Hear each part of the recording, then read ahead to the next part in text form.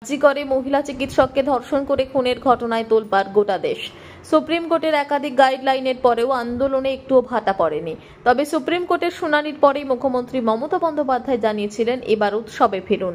আর আজই ব্যারাকপুর পুলিশ কমিশনারেটের পক্ষ থেকে ব্যারাকপুর সুকান্ত সদন প্রেক্ষাগৃহে উদ্বোধন হলো দুর্গাপুজো 2024 উপলক্ষে অনলাইন পোর্টাল।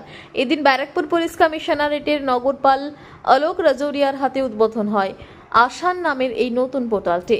এছাড়াও দুর্গাপুজোকে ঘিরে একাধিক গাইডলাইন ও পুজো কমিটিগুলির সাথে সমন্বয় বৈঠক করে ফেলেন ব্যারাকপুর পুলিশ কমিশনারেট শীর্ষ পদাধিকারীরা।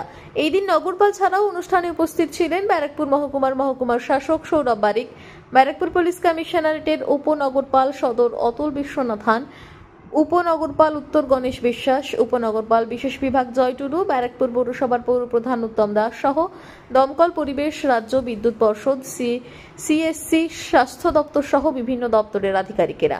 সংবাদ মাধ্যমের মুখোমুখি হয়ে ব্যারাকপুর পুলিশ কমিশনারেটের নগরপাল অলোক রাজৌরিয়া বলেন, পুজো বেশি দিন বাকি নেই, তাই আগে থেকেই মিটিং করা হলো।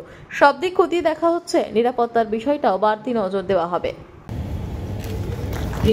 স্মারকের মাধ্যমে সম্মাননা জ্ঞাপন আমাদের মাননীয় নগরপাল শ্রী অলোক রাজৌরিয়া আইপিএস মহাশয়ের প্রতি।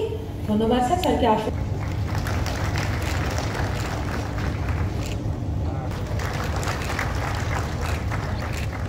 এরপর সম্মাননা প্রদর্শন,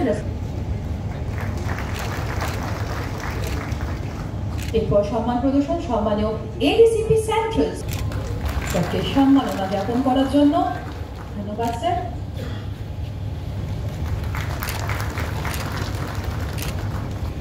ধন্যবাদ স্যার জ্ঞাপন করার জন্য। ধন্যবাদ স্যার। স্যারকে মঞ্চে আসন গ্রহণ করা সম্মানীয় পৌরপ্রধান মহাশয়কে বরণ করার জন্য ব্যারাকপুর পুলিশ সেক্রেটারি। অসংখ্য ধন্যবাদ। আমি বরণ করার জন্য এরপর সম্মান প্রদর্শন SCDCL এর পক্ষ থেকে জন্য পুলিশ কমিশনারেট বৃক্ষরোপী স্মারকের মাধ্যমে বরণ করে নিচ্ছেন আর ব্যারাকপুর পুলিশ কমিশনারেট।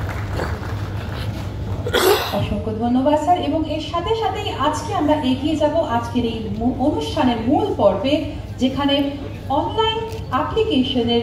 দেখুন, একটাই আমরা চেয়েছিলাম কি আমাদের যারা পূজা কমিটি যে আছে তাদের life regarding this permission taking, ওনাদেরকে এই ডিপার্টমেন্ট ওই ডিপার্টমেন্ট অনেক চক্কর লাগাতে হয়।